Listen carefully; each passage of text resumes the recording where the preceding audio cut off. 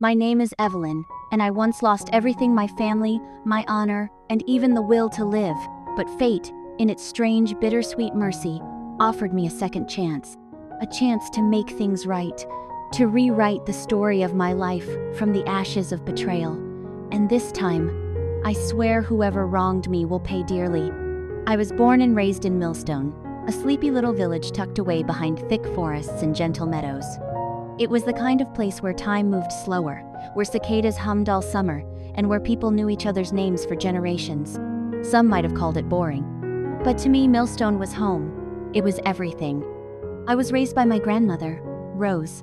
She took me in when I was just a baby, after my parents disappeared from my life without a trace. We never talked about them at first, because I was too young, and later because the silence became easier than the pain. She was my rock, my entire world. We didn't have much. Our wooden cottage creaked with age, and the wallpaper peeled like old skin, but there was warmth in every corner. Real warmth. I remember curling up beside the fireplace in her hand-sewn quilts, listening to her gentle voice as she read fairy tales from faded books. I remember the smell of her apple pie wafting through the kitchen, and the sound of her humming lullabies whenever storms kept me awake. That small house held every memory I treasured. And then Grace came, and everything began to crumble. She arrived like a whisper, gentle, graceful, otherworldly. Sent from the city as part of a youth outreach program, she instantly captured the hearts of everyone in Millstone. She was beautiful in the kind of fragile, cinematic way that made people want to protect her. Within a week, she was volunteering at the school, tending to old Mrs. Tanner's overgrown garden, donating books to the dusty village library. Everyone adored her. They called her an angel, but I saw something different. Behind her soft-spoken words and ever-present smile was a calculating look agleam in her eyes that sent chills down my spine. Then came the summer tragedy. Jack, the only son of a notorious crime boss in the neighboring town, was found dead face down in the lake that bordered our village. The whole town froze. They said it was an accident, a fall, maybe a misstep on the dock. But Grace, she told another story. She cried, trembling, as she spun her tale, that I, Evelyn, had argued with Jack, that I pushed him, full of rage, and watched him drown without remorse. She claimed to have seen it all but had been too late to stop me. Her voice broke as she spoke, her hands shook, her tears flowed like holy water, and the village drank it up. No one questioned her. Not for a second. They didn't ask where I was. They didn't listen when I said I wasn't there. Their hearts were already full of sorrow for the girl with the angelic face and the trembling voice. And just like that, I became the villain in my own home. Evelyn killed someone, they whispered. She murdered Jack. I saw it in their eyes: fear, disgust, betrayal. Doors closed in my face. Friends turned their backs. Children crossed the street when they saw me coming. Adults muttered under their breath as I passed.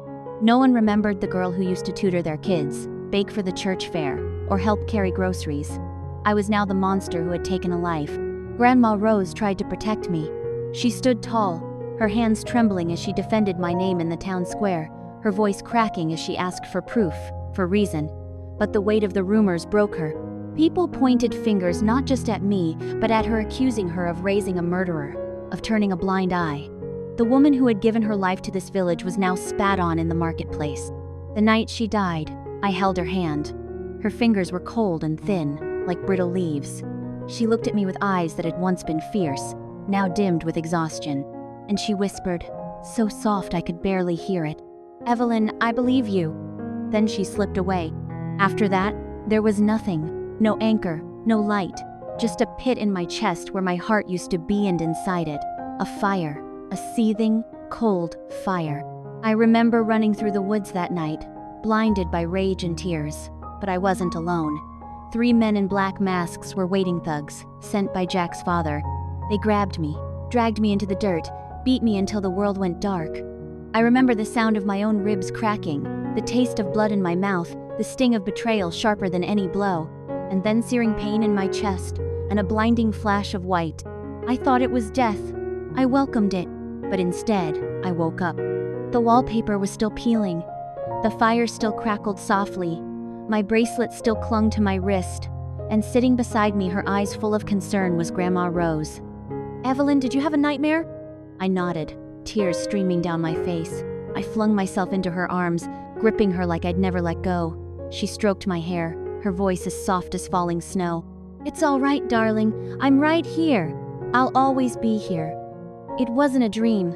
I knew that in my bones. This was real. I'd been brought back to that fateful week before everything fell apart, given a chance to do it all differently.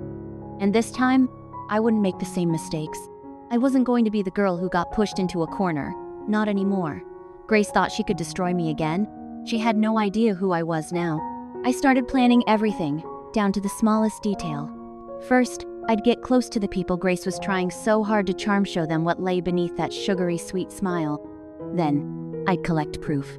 Every lie, every dirty little trick, piece by piece, like building a fire. And when the moment was right, when there was nowhere left for her to run, I'd strike the match and watch it all burn.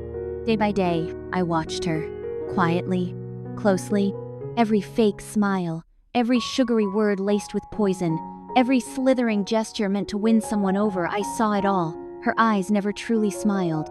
There was always something cold behind them, something calculating, and I never forgot it. Then, it happened. The moment I'd been waiting for. I caught her. She was in my room, her back turned, rifling through my things. Her hand gripped a small metal tin, the one with my initials scratched into the side, ink smudged on top from years of use. She hadn't noticed me standing in the doorway yet. I waited.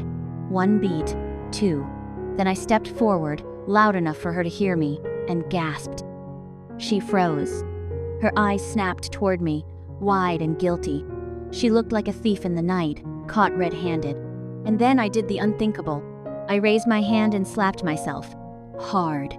The crack echoed off the walls. A red mark bloomed on my cheek like a rose in winter. My voice broke as I whimpered, "Grace, why would you hit me over some face cream? I didn't do anything." She stared at me, stunned. Her mouth opened, then shut again. No words came out. Right then, as if fate had choreographed it, a group of villagers walked by the window heading home from the fields. They heard everything. And one of them, Nancy Moore, came hurrying through the open door. "Grace, what on earth do you think you're doing? You hit Evelyn? What is that in your hand?" Grace's face paled. Her grip tightened on the tin.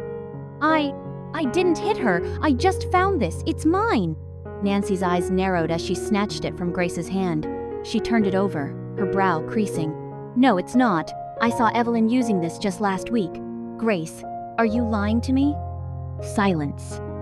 Thick, suffocating silence. The room filled with tension as the others stepped inside. Eyes darted, whispers flickered like sparks. Grace opened her mouth again, but this time, nothing came out.